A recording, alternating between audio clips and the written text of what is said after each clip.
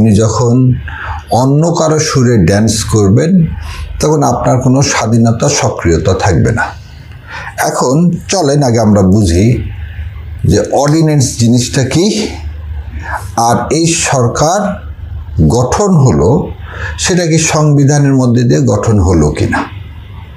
তাহলে সংবিধানের মধ্যে দিয়ে যদি এই সরকার গঠন না হয় তাহলে তারা যে গণভোট যে যুক্তিতে বাতিল করেছেন সে একই যুক্তিতে এই সরকারও অবৈধ হয় কিনা, আর যদি হয় তাহলে কি হবে। চলেন আমরা চলে যাই 2024 সালে 5ই আগস্ট। 5ই আগস্ট দুপুর 12টার সময় একটা স্ক্রল ভেসে আসলো টিভিতে, মাননীয় সেনাপ্রধান জাতির উদ্দেশ্যে ভাষণ দিবেন। যদি মনে করে থাকেন, মাননীয় সেনাপ্রধানের জাতির উদ্দেশ্যে ভাষণ দেওয়ার কোনো বিধান এই কনস্টিটিউশনে নাই, কারণ he is not an executive head, he is not A legislative head, he is not A judiciary head.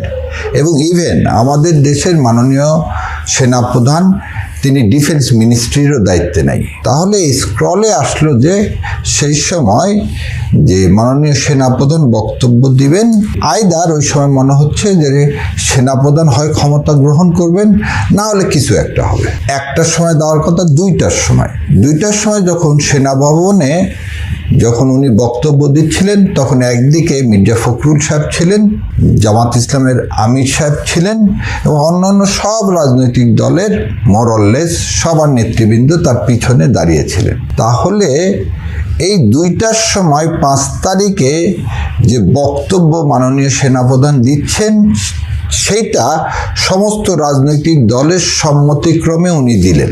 এই যে সম্মতিক্রমে দিলেন এইটাও এই কনস্টিটিউশনে নাই। তৃতীয়, মাননীয় সেনাপ্রধান সমস্ত বিরোধী দলের নেতাদেরকে, সেই সময়ের বিরোধী দল বলবো না, সমস্ত রাজনৈতিক দলের নেতাদেরকে যে ডাকলেন সেনাভবনে, সেটাও কিন্তু এই সংবিধানে নাই এবং ওনার ওই ক্ষমতাও নাই ডাকার, ওনার ওই ক্ষমতাটুকুও নাই ডাকার। তাহলে বিএনপি সহ যারা ওখানে গেলেন সবাই গেলেন তাহলে কিসের প্রয়োজনে গেলেন? ডক্ট্রিন অফ নেসেসিটিতে। সেই ডক্ট্রিন অফ নেসেসিটি এর মধ্যে নাই। ডক্ট্রিন অফ নেসেসিটি এই কনস্টিটিউশন নাই। ডক্ট্রিন অফ নেসেসিটি কখন হয়? 2টার সময়।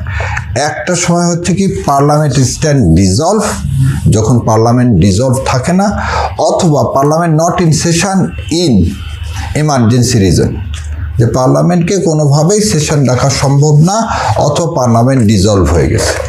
সো 5 তারিখ এই 2টার সময় পার্লামেন্ট কিন্তু ডিজলভ হয়নি, পার্লামেন্ট ডিজলভ হয়নি এবং জরুরি অবস্থাও জারি করা হয়নি, সংবিধান সাসপেন্ড করা হয়নি।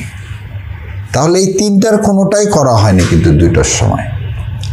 সমস্ত রাজনৈতিক দল সন্ধ্যাবেলা কোথায় গেলেন? রাষ্ট্রপতি ভবনে গেলেন, যেটা আমাদের বঙ্গভবন বলা হয়। এই যে বঙ্গভবনে গেলেন, এই 5ম সংশোধনীর পরে এই সংবিধানের আলোকে প্রধানমন্ত্রীর পরামর্শ ছাড়া রাষ্ট্রপতি কাউকে বঙ্গভবনে ডাকতে পারেন না। আবার বলে দিচ্ছি, প্রধানমন্ত্রীর পরামর্শ ছাড়া বঙ্গভবনে রাষ্ট্রপতি কাউকে ডাকতে পারেন না। তাহলে 5 তারিখে যা যা হলো একটাও এই সংবিধানের মধ্যে নাই। 5 তারিখে সবাই মিলে আলোচনা করলেন যে একটা সরকার গঠন হবে। তাহলে এই সরকার গঠন কিভাবে হবেন তার একটা প্রেসক্রিপশন দরকার।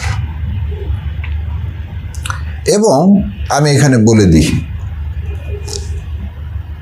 6 তারিখে 106-এর যে এই কনস্টিটিউশনের আন্ডারে 106-এর যে অ্যাডভাইজারি ওপিনিয়ন না হলো সুপ্রিম কোর্টের কাছ থেকে, তার কোনো বাইন্ডিং ইফেক্ট নাই, and that is not a force of law.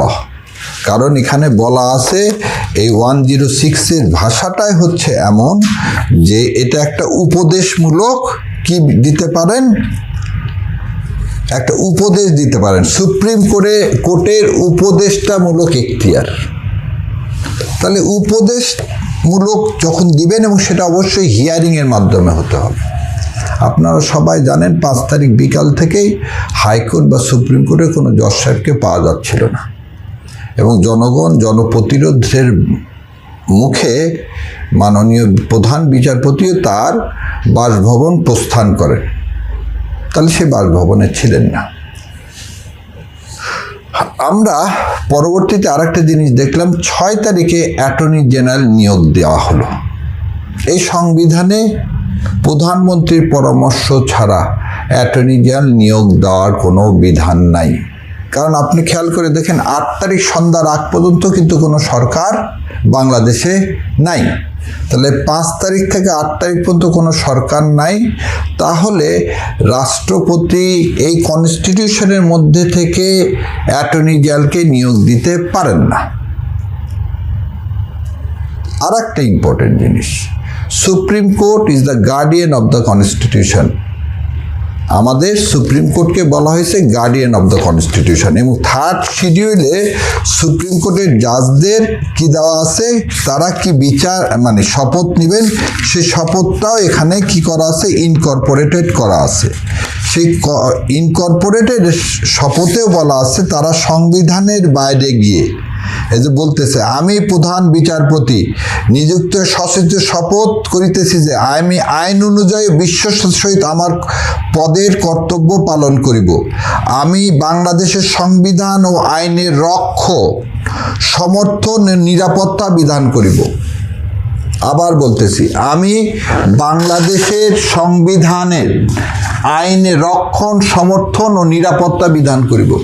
So সংবিধানে তো এন্ট্রিম গভর্নমেন্ট নাই, তাহলে উনি 106-এ এন্ট্রিম গভর্নমেন্টের যে উপদেশ দিবেন সেটা তো এই কনস্টিটিউশন আন্ডারে উনি যে শপথ নিলেন সেটা দিতে পারেন না।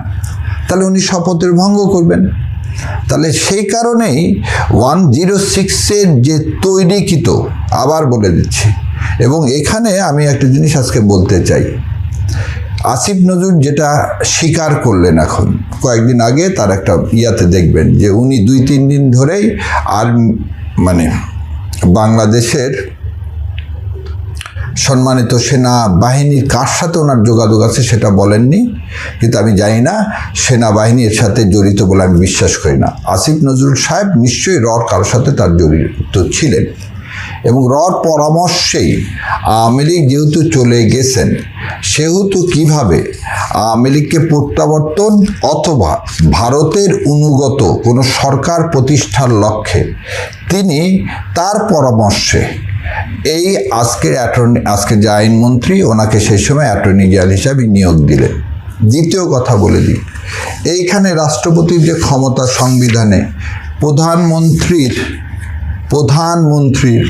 আপনাকে একটা ছোট প্রশ্ন জি বলে, 5 থেকে 8 তারিখের মধ্যে কি অ্যাটর্নি জেনারেল ছাড়া আর কোনো সাংবিধানিক পদে নিয়োগ হয়নি?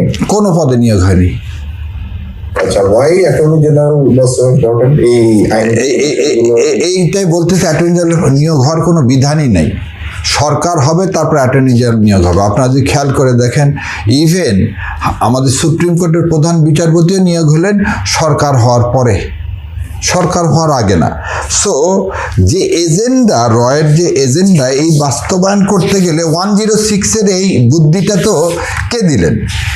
আসিফ নজরুল সাহেব তো তখন উপদেষ্টা না। আপনি একটা জিনিস বুঝেন, রাষ্ট্রের সর্বোচ্চ কর্মকর্তা, আইন কর্মকর্তা নাই, পালায়ে গেছেন। আমিনুদ্দিন সাহেব পালায়ে গেছেন, এবং সরকার নাই, কোনো উপদেষ্টা নাই। রাষ্ট্রপতি এই বুদ্ধিটা রাষ্ট্রপতিকে কে দিলেন? 5 তারিখে যখন সমস্ত রাজনৈতিক দল সেখানে বঙ্গভবনে উপস্থিত থাকলো, আমি চ্যালেঞ্জ করে বলতেছি কোনো দল তাকে বলেনি কি করতে, এই উপদেশ নিতে। একমাত্র বিএনপি জানে, কারণ এখন কথায় পরিষ্কার হয়ে যাচ্ছে বিএনপি এই 106 নেওয়াইছে, এবং এটার মূল কারিগরি হচ্ছে কে? আসিফ নজরুল সাহেব। এবার আরও একটা জিনিস দেখেন, এইটা নেওয়ার আগে উনি সংসদ ভেঙে দিলেন। কয় তারিখে? 6 তারিখে। এই সংসদ ভেঙে দিতে গেলেও প্রধানমন্ত্রীর কি লাগবেন? অনুমতি লাগবেন। রাষ্ট্রপতি প্রধানমন্ত্রীর অনুমতি ছাড়া যদি কোনো সংসদ ভেঙে দেয় সে আদেশ অবৈধ। আজকে যদি ওনারা ভয়েড অ্যাবিনিশিয়া বলতেছে না, এটা ভয়েড অ্যাবিনিশিয়া নয়, সংসদ ভেঙে দেওয়াটাই আলট্রা ভাইরাস। উনি এই সংসদ ভেঙে দিতেই পারবেন না এই কনস্টিটিউশনের আন্ডারে, কারণ প্রধানমন্ত্রী নাই তো। প্রধানমন্ত্রীর অ্যাডভাইস ছাড়া সে পার্লামেন্ট ডিসলভ করতে পারবেন না, এবং যদি করে থাকেন কোনো অর্ডার দ্বারা, তাহলে সেইটা ultra vires void and without lawful authority. আমি কেন বলছিলাম, একটা রিড করলে এই সরকারের কোনো লেজিটিমেসি নেই, কারো কোনো legitimacy, because it is a settle principle. কোথায় থেকে? 5th অ্যামেন্ডমেন্ট কেসে, যেটাকে মুন সিনেমা হলের কেস বলা হয়। এই মুন সিনেমা হলের কেসে স্ট্যাবলিশড হলেন কি স্ট্যাবলিশড হলেন? জিয়াউর রহমান ট্রেসপাসার, এবং জিয়াউর রহমানের আমলে মার্শাল লয় যত অর্ডিন্যান্স দেওয়া হয়েছে সমস্ত অর্ডিন্যান্স অবৈধ, সমস্ত অর্ডিন্যান্স অবৈধ। এবং এই জাজমেন্ট কিন্তু এখন পর্যন্ত বলবৎ, এই জাজমেন্ট কিন্তু চ্যালেঞ্জ করেনি কেউ।